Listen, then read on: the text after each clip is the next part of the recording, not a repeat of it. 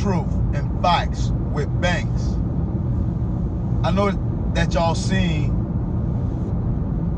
the two officers grab the lady at McDonald's because she was complaining about some cheese.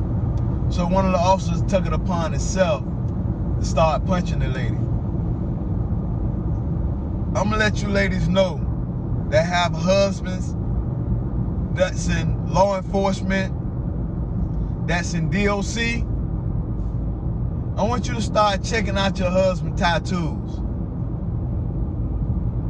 and see what them tattoos represent. 9 times out of 10, your husband is with the Aryan Nation.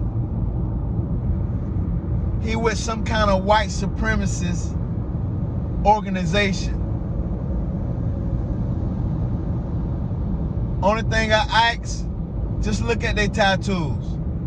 It'll tell the whole story. And also, your husband's not a man if he's beating up men and women and know that he got a wife and child at home. Truth and Facts with Banks.